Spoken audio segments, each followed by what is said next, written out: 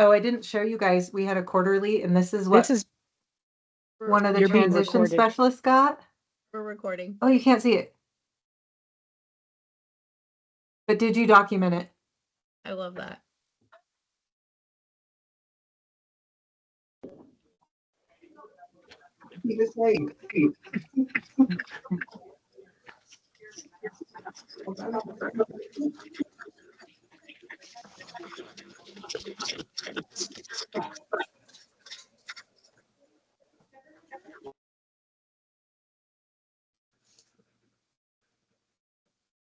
Michelle, you'll have to unmute.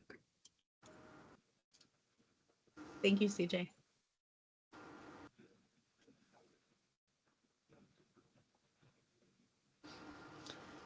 Good afternoon. Welcome, everybody. We want to welcome you to the VRU Services Community of Practice, and this is for today, December 9th, 2024.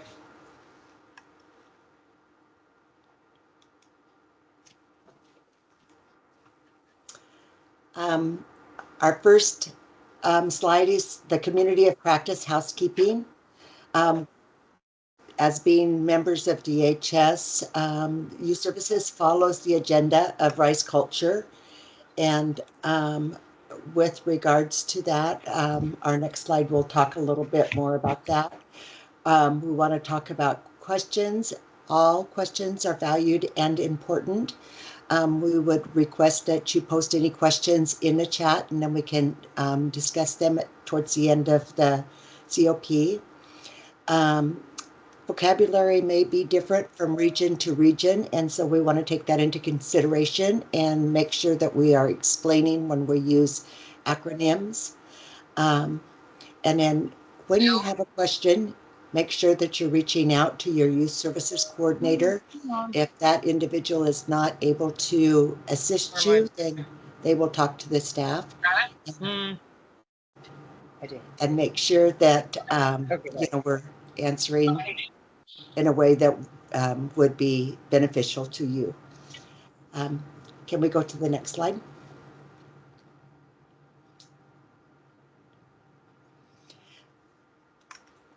Okay, on the RISE culture, this time we're going to discuss safety, well-being, and mostly belonging.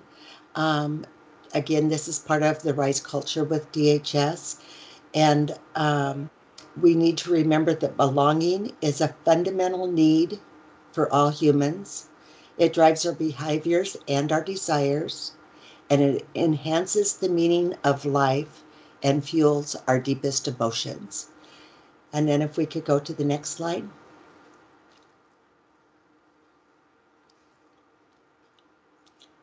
Sorry, it's taking me a moment to go here. Sorry, Barb, I think I went a second early on that one. I apologize. No, that was fine. I'm just not moving as fast on my slides as you are on yours, so that's good. This slide is, I have a quote on here. It's from Forbes. By fostering an environment of acceptance and understanding and appreciation, we can all unleash the full potential of every team member. And this is a really important thing to remember, especially during the holiday season, but in anything that we work together as a team and in coordination. We are not just alone in our little silos of DHS. We're part of a bigger organization.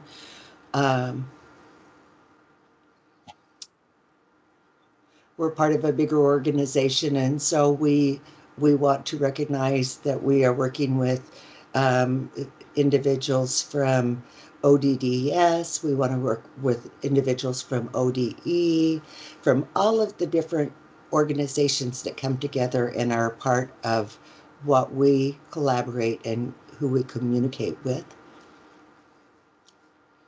And with that, I'm going to go ahead and move it over to the next individual. Hey everybody, we are looking for some feedback. So we're hoping to develop a quarterly report around data that's being on Pre-ETS provided.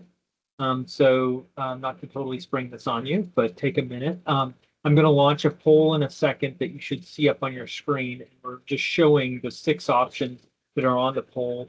This will be a ranking poll. So just rank the importance of the different items listed in terms of what you'd like to see in a quarterly report that will be provided to you. And this, we can kind of think about the elements that are in the dashboard. How many students are in the system? How many hours are provided? How many services did you provide? Those are the kinds of things that sort of jump to mind.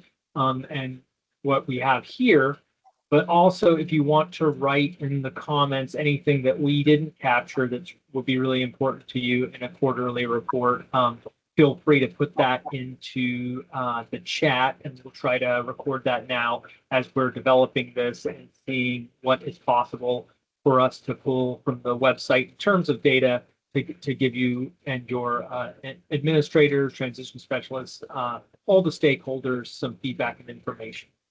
So with that, I'm going to poll.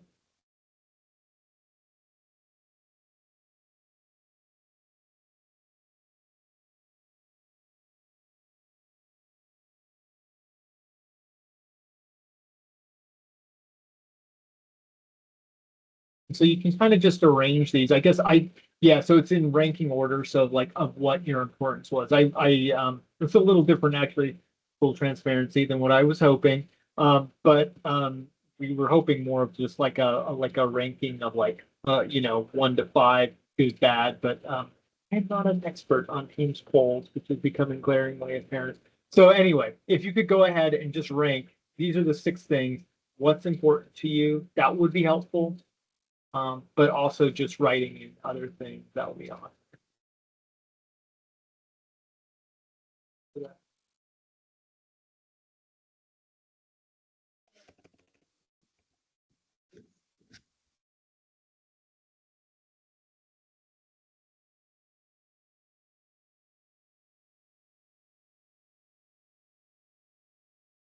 Some people can't use it. That might be an IT thing. If you just want to write in the chat, maybe what the most important things to you are, maybe just a quick blurb, that would be great. See one for WBLE wages spent each quarter. That's good. Yeah, we hadn't talked about that, so we could definitely look at trying to pull that.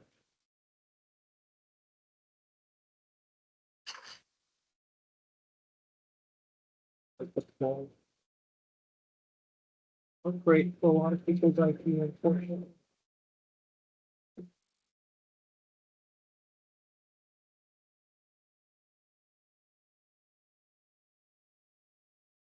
That's from all of the effects.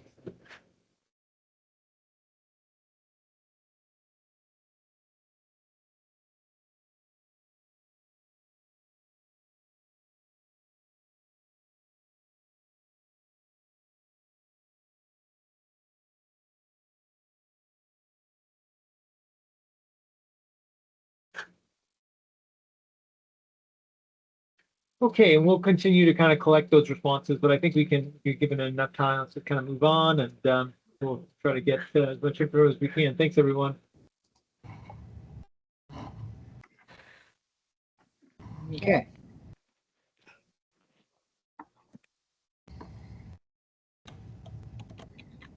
All right. Hi, everybody. I'm Desiree Berry, Youth Services Coordinator for Central and Eastern Oregon.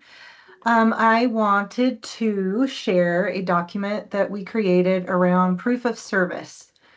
So really looking at what are those things we need to know as youth services coordinators in order to approve those reports that you're providing. And also as we're shifting from learning how to report to quality services, we thought this might be helpful. So I've broken it down. It's an actual Word document that we will share out at the end of this co-op, but I'm just going to walk through it real quick and show you what it looks like. So proof of service, when we're talking about direct service, that's those student-specific services where you're working specifically with a student. When you're reporting, we need to know what category or what pre-ET you are providing. So when you're reporting, you are reporting the service that you are providing. And we want to ensure that you're claiming all the things that go in to provide that service. So it's not just the time you're working directly with the student, but it's also your arrangement time. So any of the time that it took to prep or create that opportunity, your direct time working with the student, your time documenting, and that's for the dashboard only. So I know some of you have some organizational tools that you use for you personally. So we're talking dashboard time and any travel time. And as always, the reasonableness is evaluated by your youth services coordinator, and they'll reach out if there's any questions. When we're looking at progress notes, there's a few things that we want to ensure that your progress notes have. That's the activity that you did. So, created a one-page profile as an example with a summary and outcome. So what was the outcome of the activity and what are your next steps? And you'll see these are highlighted because we carried that down when we have some examples. When you're uploading this, don't forget your supplemental documentation. So it can be a couple of things. It could be a document that you created with the student, or it can be detailed notes that include the student signature. And this is just to ensure that the student was participating in the activity with you. And if you ever are uploading notes and your documentation says, created a resume, you also need to be uploading those documents as well. So if you're ever indicating you created a document, we would like to see that document. And here's a couple of really good examples. These are real examples from one of my specialists. So you can see highlighted in green, what's the activity? Research diesel mechanics on the ONET website.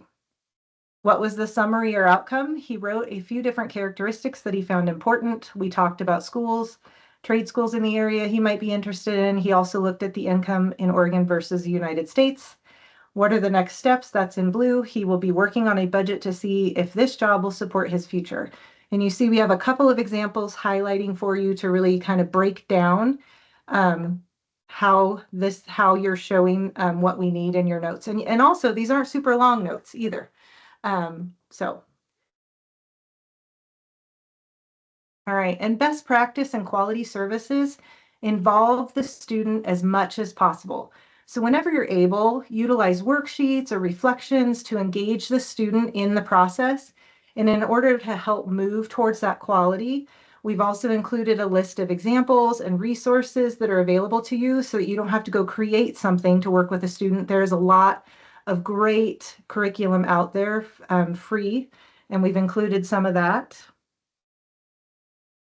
And then looking at coordination. So coordination activities are not student specific. Outside of getting the form signed, they're not student specific. So there's two categories in which you can report: working with employers to develop work opportunities for students with disabilities, or working with schools to carry out pre-ETS. So those are the two categories. Reflects all the students have been injured. And when you're reporting on your coordination time, we want to see two things. What is the activity and what is the purpose? So what did you do is the activity, and the purpose, the reason for which you did the activity, your intention or your objective. So a couple of examples would be the activity was attending the open house. Your purpose was to connect with students and families to share information about pre-ETS. Another example, you attended an IEP, that's the activity. Your purpose was to inform the student and family about pre-ETS and get the request form signed. So there again is some examples. So for coordination, what we're really looking at is that purpose. What's your purpose of the activity? So the activity is the first thing, and then we need to know why you're there. And then I think that's it. And we will share this out with you all, and you'll be able to see it better.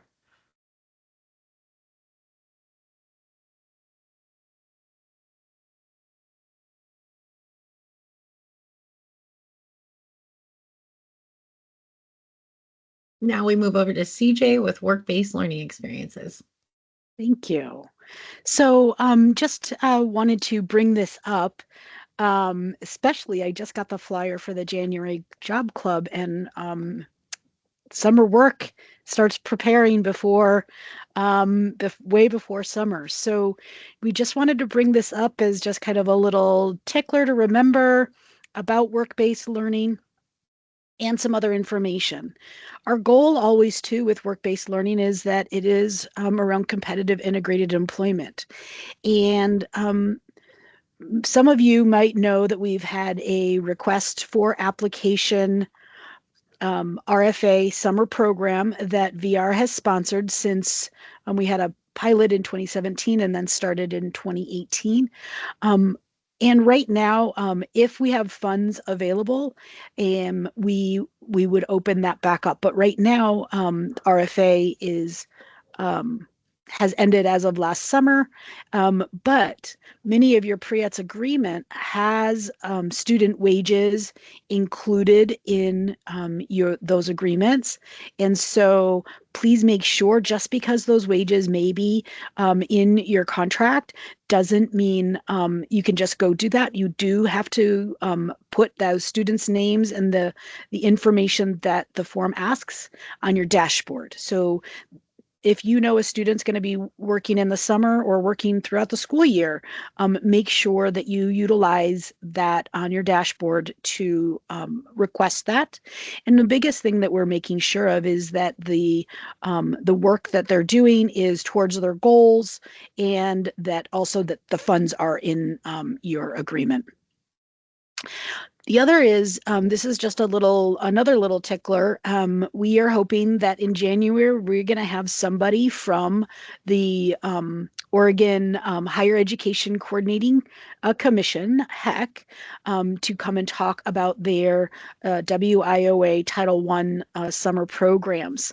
And they have numerous programs that they have throughout the summer, and they vary on what the categories are and if they're paid or unpaid for ages 13 to 26. So it's a very different age range than Pre-ETS, but just wanted to make you aware of that, and we will come back with more detail on that.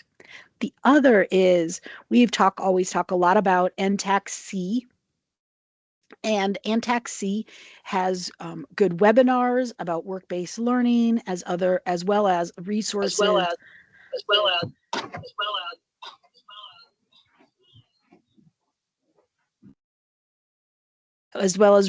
on that topic. So I put the link that you, when you get the PowerPoint, the link will take you to a search, so you can just search for work-based learning and find anything that you would like. And we will take questions at the end after we're completed with the slideshow. Next slide. Thank you, CJ.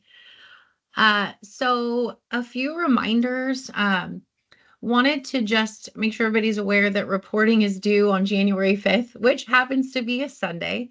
So might want to take that into consideration before going on winter break. Also, if you're in the dashboard and you're looking at students approved for Pre-ETS request sheets, you might see a shorter list when you're on your dashboard landing page. So in order to see the complete list, you're going to need to click on that sheet to enable the viewing of all the students on that list. So just a reminder on that one. Also, when reporting for direct services, when you're providing those to a student and you're in the dashboard doing so, please ensure that you're using the PID number that you pulled from the dashboard. It's their pre-case PID, and that's just really important for reporting and for payment on our end in the background. So you don't want to use the PID that would be issued by your VRC in a plan for employment. Use the one in the dashboard, please. Also, when reporting, if you could please ensure that you're using the student's legal name. It's absolutely okay and acceptable and wonderful to put in preferred names and nicknames, but in parentheses or in quotations along with the legal name. That's, again, goes back to reporting and payment, making sure that we've got that 100% correct. And then just another thing to consider as you start planning for 2025 is that VR plan for services. remember that VRCs have 60 days to establish eligibility when working with our students, and that VR can take up to 90 days for a plan for employment. So just keep that in mind as you're working with students and planning. Save the date reminder, Oregon Statewide Transition Conference, or OSTC, will be March 12th through the 14th at the Graduate Hotel in Eugene, Oregon. And I know that there might be questions as far as like how the contract funding can support this. And at this time, this is all the information that we've got to provide for you, but we will hopefully be able to sort of trickle some more information out as soon as we have it when it comes to OSTC in March. Please bring all your questions to your youth service coordinator around that. Jobs Club for January is hospitality. It'll be January 9th from 1 to 2. You can come and learn about the wonderful world of hospitality, and students can hear from presenters from McMinimans and another resort that I can't remember the name to, I apologize, but it'll be all around sort of the hospitality tourism type of career fields. And if students are interested in attending, there needs to be a request form completed, please, prior to having them attend that event. And the registration information is located there, but it's also going to be emailed out from your youth service coordinator. So those flyers will be coming if you don't have them already.